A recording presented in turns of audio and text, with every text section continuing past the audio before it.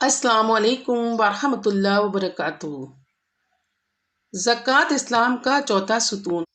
اسلام ایک مکمل نظام حیات ہے۔ اس کی تعلیمات انسانی زندگی کے ہر گوشے پر محیط ہے، چاہے معاشرت ہو، معاملات ہو، سماجیات ہو، سیاست ہو، انفرادی ہو، اجتماعی ہو، غرض انسانی زندگی کے تمام مسائل کا حل اسلام میں موجود ہے۔ زکوٰۃ اسلام کے 5 بنیادی ستونوں میں سے ایک ہے جن پر اسلام بنیاد استوار کی گئی ہے۔ زکوٰۃ کی اہمیت کا اندازہ اس بات سے لگایا جا سکتا ہے کہ قرآن مجید میں تقریباً 32 مقامات پر نماز جیسی اہم عبادت کے ساتھ زکوٰۃ کا ذکر کیا گیا ہے، تو وہیں اس کے نہ ادا کرنے والوں کو سخت عذاب کی وعید سنائی گئی ہے۔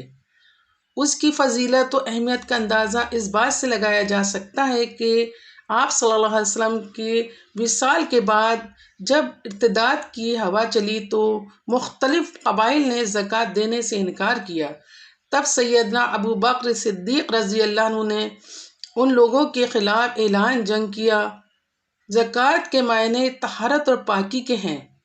شریعت میں اس کا مفہوم اپنے مال کا 40واں حصہ اللہ کی راہ میں دینا ہے، جو غریب مساکین کا حق ہے۔ اللہ رب العالمین کی ذات بڑی حکمت والی ہے کہ جس نے وراثت کی تقسیم بڑے احسن طریقے سے کی ہے، بالکل اسی طرح مالدار پر زکوٰۃ فرض کر کے غربا و مساکین کو بھوکے مرنے سے بچا لیا ہے۔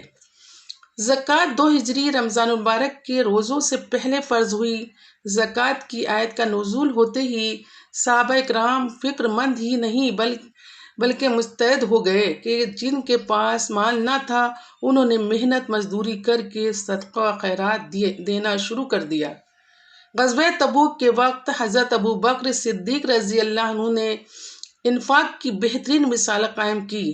مالدار شخص کو یہ جاننے کی ضرورت ہے کہ زکوٰۃ ادا کرنے سے اس کا مال کم نہیں ہوتا، بلکہ زکوٰۃ دینے سے اس کا مال پاک ہوتا ہے اور اس میں اضافہ برکت خود اللہ کی طرف سے ہوتی ہے۔ آخرت کا اجر اس سے بڑھ کر ہے۔ سبحان اللہ، قرآن میں ارشاد ہوا ہے کہ جو لوگ سونا چاندی جمع کرتے اور اس کو اللہ کی راہ میں خرچ نہیں کرتے تو اے نبی صلی اللہ علیہ وسلم تم ان کو دردناک عذاب کی خوشخبری سنا دو۔ جس دن سونا چاندی دوزخ کے آگ میں گرم کیا جائے گا، پھر اس سے ان بدنصیبوں کی پیشانی اور ان کے پہلو اور ان کی پیٹھیں داغی جائیں گی، اور ان سے کہا جائے گا کہ یہی وہ سونا چاندی ہے جس کو تم نے اپنے لیے جمع کر رکھا تھا، اس کی زکوٰۃ نہیں نکالی تھی، بس تم اس کا مزہ چکھو۔ سورہ توبہ۔ واللہ کیسی سخت وعید ہے، دل کانپ جاتا ہے۔ ہر مالدار اپنے مال کی صحیح طریقے سے یعنی پورا حساب کتاب کے ساتھ زکوٰۃ ادا کرے تو معاشرے میں غربت کا خاتمہ یقینی ہے، لیکن افسوس کہ ہمارے مالداروں کا اکثر المیہ رہا ہے کہ حساب کے ساتھ زکوٰۃ نہیں نکالتے، اس کی وجہ سے غربت کا خاتمہ ہو نہیں پاتا۔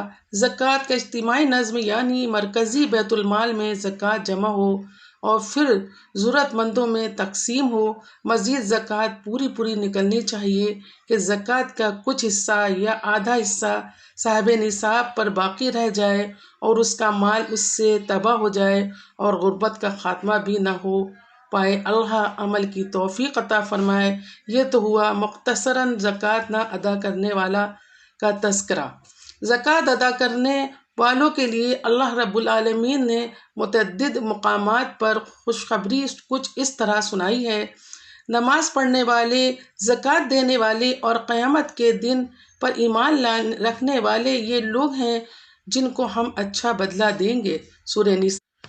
دوسری جگہ ارشاد فرمایا: تم نماز پڑھتے رہو اور زکوٰۃ دیتے رہو، میرے سب پیغمبروں پر ایمان لاؤ اور ان کی مدد کرو، اللہ کو قرض حسنہ دو تو میں تمہارے ساتھ ہوں اور بے شک میں تمہارے گناہ دور کروں گا اور ضرور تمہیں ایسے باغوں میں داخل کروں گا جس کے نیچے نہریں بہتی ہوں گی۔ المائدہ۔ پھر ایک جگہ ارشاد فرمایا، نیک کامیاب لوگ جو نماز میں خشوع اختیار کرتے ہیں اور زکوٰۃ ادا کرتے ہیں۔ مزید ارشاد ہوتا ہے، نماز ادا کرنے والے، زکوٰۃ دینے والے، اللہ اور اس کے رسول کی اطاعت کرنے والے، یہی لوگ ہیں جن پر اللہ مہربانی کرے گا۔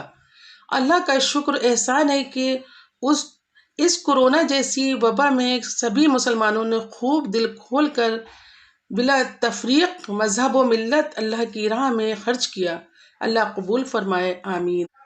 ابو ہریرہ رضی اللہ عنہ سے روایت ہے کہ آپ صلی اللہ علیہ وسلم نے ارشاد فرمایا کہ ہر صبح 2 فرشتے آسمان سے اترتے ہیں اور ایک دعا کرتا ہے کہ اے اللہ سکی کو اس کا بدلہ عنایت فرما، اور دوسرا یہ دعا کرتا ہے کہ اللہ بخیل کو ہلاکت نصیب فرما۔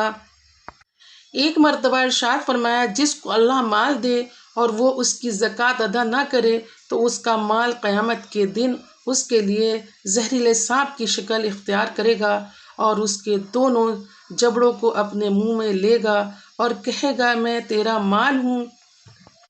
اللہ سے دعا ہے کہ اللہ امت کو زکوٰۃ کی ادائیگی کرنے والا بنا، آمین۔ عہد کریں کہ زکوٰۃ خود بھی ادا کریں گے اور دوسروں کو بھی ترغیب دلائیں گے انشاءاللہ۔ مالدار شخص کو یہ جاننے کی ضرورت ہے کہ زکوٰۃ ادا کرنے سے اس کا مال کم نہیں ہوتا، بلکہ زکوٰۃ دینے سے اس کا مال پاک ہوتا ہے اور اس میں اضافہ برکت خود اللہ کی طرف سے ہوتی ہے۔